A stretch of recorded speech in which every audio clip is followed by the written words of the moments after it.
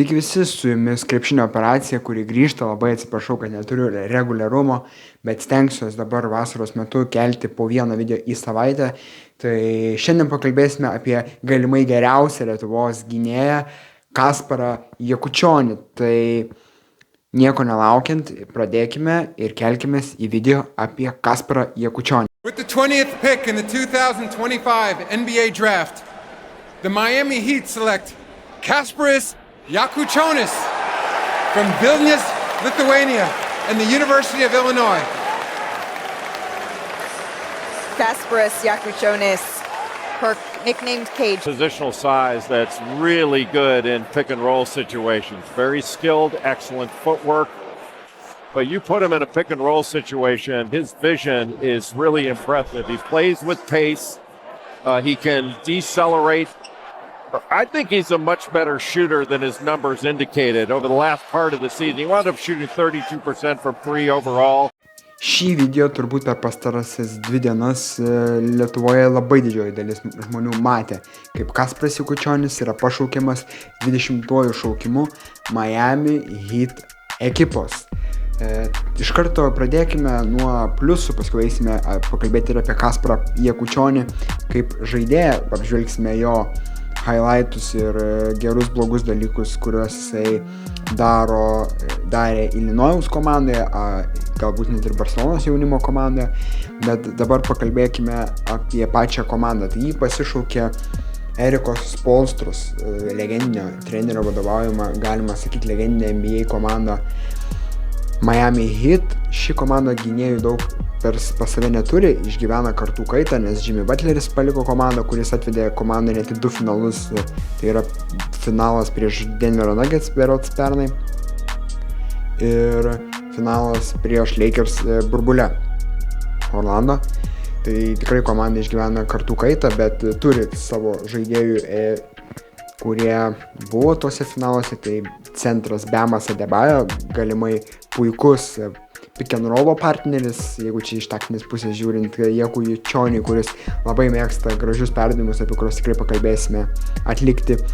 Turi taip pat ir 3 pozicijoje Andrew Wigginsą, išsimainę šiais metais, berods Butlerio mainuose dalyvavo žaidėjas. Tai tikrai turi tų gerų žaidėjų, tokius, sakysim, tikrai gerų su patirtim žaidėjų iš NBA turi Miamis, bet tuo pačiu turi ir taip pat Tyleris Hero antroji pozicijoje, puikus metikas, taip pat turi ir kartų kaitą išgyveno. Tai nereiškia nieko blogo, bet ta komanda jau nebežaidžia taip gerai, kaip žaidė ten prieš metus 2, kai patekdavo į NBA finalus ir nugalėdavo žymiai stipresnės komandas atkrintamosiose varžybose. Tai Jakučionį tai yra puikiai terpė, nes tikrai galės atsiskleisti ir protingi žmonės jį paėmė, kurie tikrai šito vaikio, kaip sakant, nežlugdys. Erikas Spoelstra, tai sutikit, vienas geriausių NBA trenerių, gal ten su Steve Kerru, su kitais treneriais toj pačioj lentynoje, A-list, S-list, gal net treneris NBA,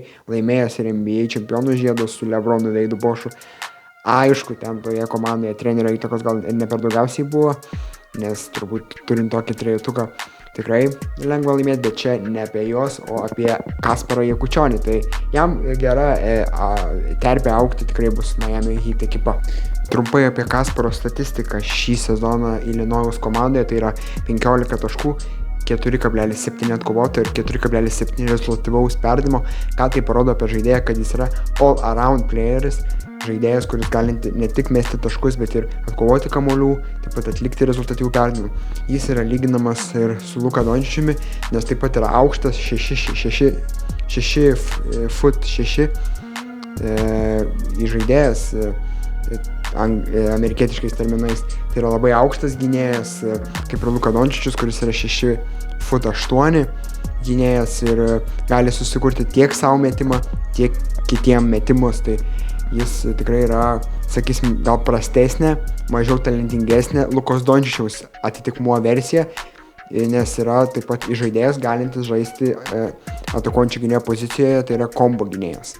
Bet viena didesnių Kasparo Jakučionio silpnybių, arba negaliu sakyti taip, kad silpnybių, bet tokių blogybių aikštelė, dėl ko jo reitingas NBA draftuose krisdavo, tai yra atlieka po beveik 5 perdavimus, bet taip pat ir klysta labai daug kartų aikštelėje ir klaidos, beveik po 2 klaidas, tai yra tikrai jo, toks red flagas, dėl ko jis turi šitą dalyką taisyti. Jis mėgsta atlikti tos rizikingus, įdomius, gražius perdavimus, kaip pats yra sakęs, nori žaisti ir galim, nori žaisti gražų krepšinį, kad pateitų pasižiūrėti žmonės ne tik krepšinio, bet ir jo perdavimų įdomių, bet reikia jam susitvarkyti tą klaidų dalyką, nes tikrai daug klysta ir dėl to jo draft vieta ir pakrito tik iki 20. Eikime prie gyvų pavyzdžių ir apžvelkime Kasparo Jakučionio highlightus iš Illinois ekipos šiame ir vieninteliame jo sezone NCAA turnyre Amerikoje.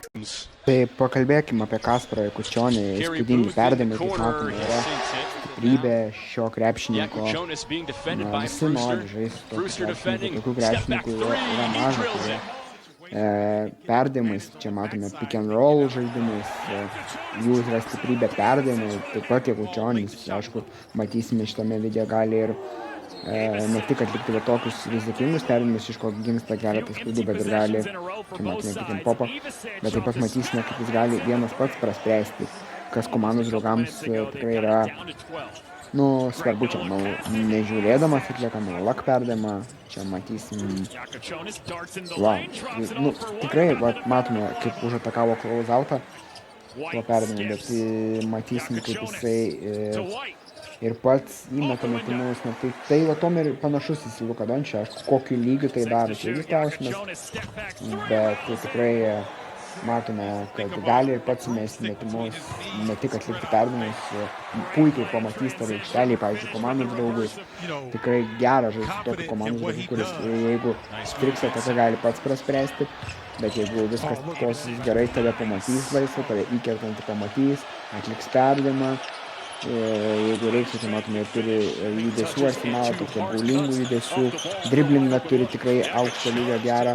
Žinome, kad jis Skills Academy Vilniuje vasaros praleisdavo ir dirbdavo, tikrai daug dirbdavo ir papildomai ir Illinois universitete ir Barcelonoje, net nebejoti reikėtų jo darbo, talentų, darbo etika, pats kaip žmogus yra pozityvus labai, iš interviu matome, kad nebūna toks, kaip čia pasakyti, vienodas, toks reikia pasakyti visą laiką pozityvumu, bent jau man matosi iš jo interviu, čia matome studijos verdimus, iš jo interviu matome, kad tikrai pozityvus vaikinas, bičiukas, komandos draugas tikrai bus geras charakterį, nereikia bejoti, pats labai džiaugiasi, kad pateko į komandą, kurioje žais laiminčioje organizacijoje, bent jau, gal negalim sakyti šiuo metu laiminčioje, bet bent jau nebandančioje specialiai pralaimėti organizacijoje. Šį sezoną tolimų metimų problemą jis turėjo, 32%, bet kaip ir per NBA draft jį pašaukus Miami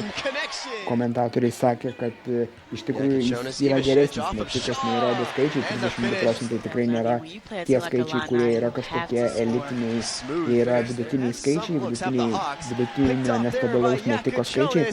Nėra atletiškas Kasparas Jakučionis, tai irgi jo kažkokia problema, bet aišku negali būti lietuvis gynėjas su geru pataikymu, su gerais perdavimais, su geru IQ, gerų žaidimų viens prieš vieną ir dar atletiškas, tai būtų iš vis tada kodėl ne pirmas pikas tada, žinai, taip galėtume sakyti, bet matome, kad tai yra įspūdingas žaidėjas, matėme jo puikų pasirodymą berods pernai metais, kaip jisai U18 Eurolygos turnyre už Barceloną buvo visiškas lyderis, turėjo keletą epizodų ir ACB lygoje, prieš vieną iš komandų ACB čempionate pataikė ir tolimą metimą, tik išėjęs į aikštelę.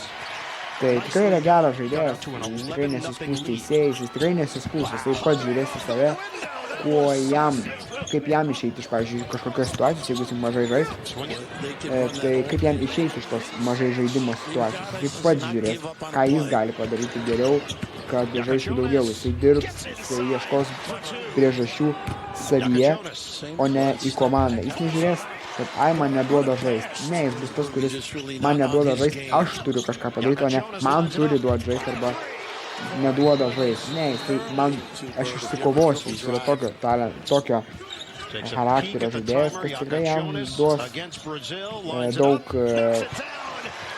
kaip sakant, pliusų, daug respekto. Tikrai, manau, galėsim po sezono vidury girdėti iš trenerių, jeigu klausia apie Jakučionį, kad daug dirba žaidėjas, tikrai aš man net nebijoju, kad bus bent vieną kartą tai pasakyta, kad žaidėjas pozityvus ir labai daug dirba. Taip galbūt kartojuosi aš, bet tai yra labai svarbus savybės krepšininkui, kad jis nėra tas, kad čia duokit man kontraktus, duokit man tą, jis išsikovos, jis yra labai talentingas žaidėjas. Aišku, yra vienas jo minusėlis, kad visus highlights, kokius mes matome, dabar yra universitetas. Tai yra krepšininkai geriausiu atveju 23, jau geriausi 23-24 metų. Bet dažniausiai tai yra 18-mečiai, 19-mečiai. Ką tai sako apie žaidėją, kuris į Ilinojų atvyko ne iš LKL ar bent jau NKL, o jie atvyko iš Ispanijos jaunimo komandos Barcelona. Taip, keli epizodai toje komandoje pagrindinėje ACB ir Eurolygoje, prie Žalgirio net yra keletą minutę, gal ten suviršėjo sužaidęs.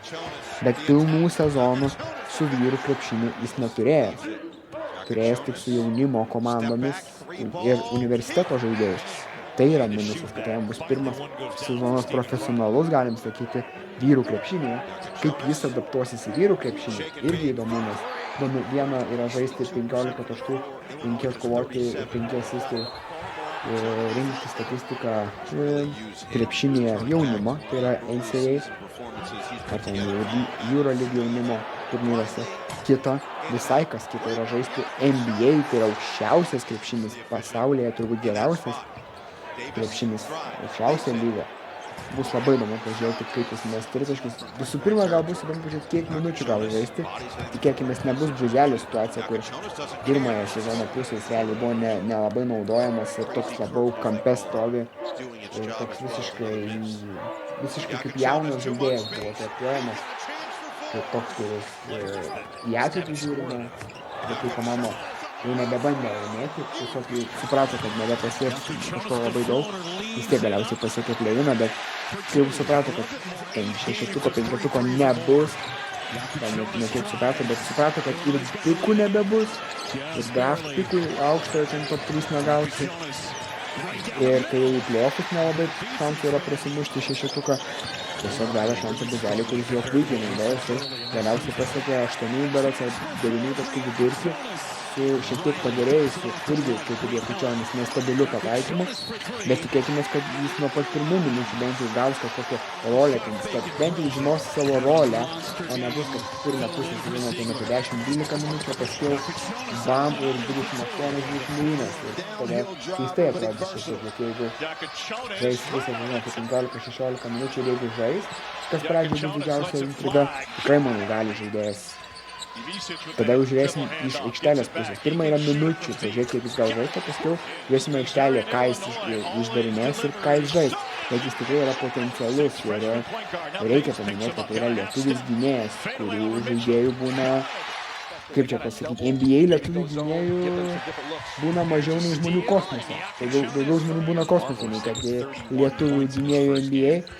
Taip pat padraftintas prieš keletą metų buvo ir Rokas Jakubaitis, bet buvo padraftintas 34 šaukimų New Yorko komandos, kur tikrai kol kas jisai net arti nebuvo pasirašymo su ta komanda. Įdomu, ar kažkada išvysime Jakubaitį NBA. Taip aš parašiau video antras pavadinimas pats sąlygoja, kad tai yra geriausias lietuvis gynėjas.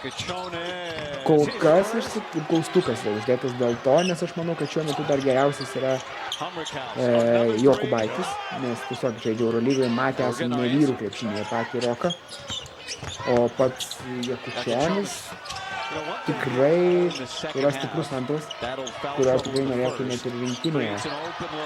Yra kalbų, kad net rinktinėje jo norėtų kaip Naikis, bet 80-90 procentų jo nebus šį sezoną rinktinėje.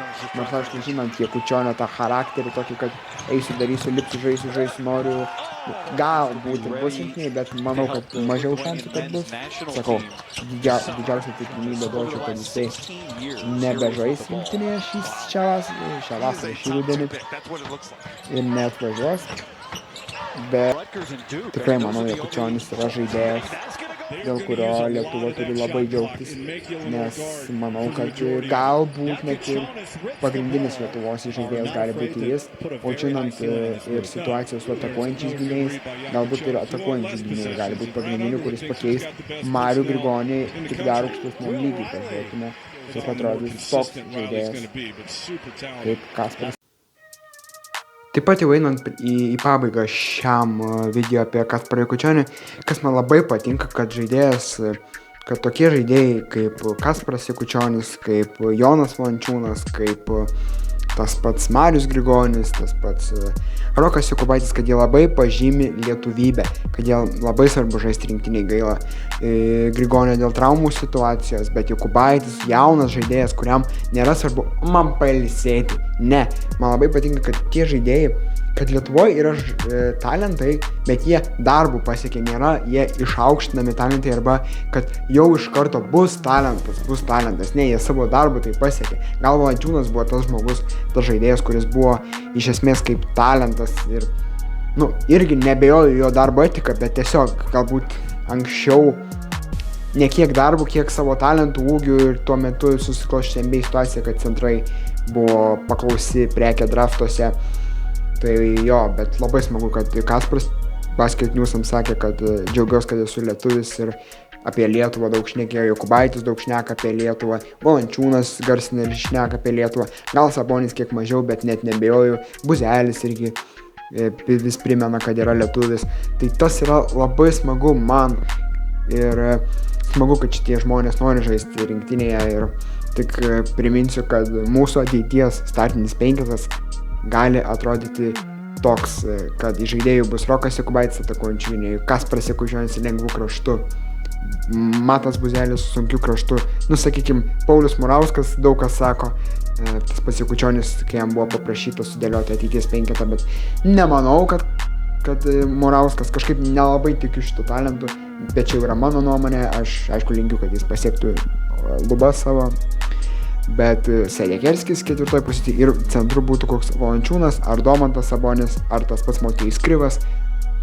Mes nežinom, bet turim tų talentų, reikia džiaugtis ir čia ant galo gal taip jau ne visai apie Kasparą Jakučionį, bet tikrai reikia džiaugtis tais talentais, turim tų talentų Lietuvoje, nereikia galbūt kartais į tos visos federacijos problemas sakyti ir liūdėti, kad mes čia nepatekom 2 kartų olimpinės, ką mes padarėm, žinai, kaip atrodėm Europos čempionate paskutiniam, kaip atrodėm pasaulio čempionate 6 likom, bet nuo Latvių prasileidom 30 keliais taškais. Nereikia liūdėti, aišku, nereikia ir to užsižiūrėti, oi, turim tų talentų, viskas gerai. Yra ir blogų dalykų Lietuvos krepšinėje, yra ir gerų, reikia pasidžiaugti tais talentais, kaip Kasparas Jakučionis, Jokubaitis, Buzelis, tas pats visi žaidėjai, kurie žaidžia NCAA, kurie yra perspektyvūs, Motiejus Krivas, tas pats. Reikia pasidžiaugti ir esamais, ne tik talentais.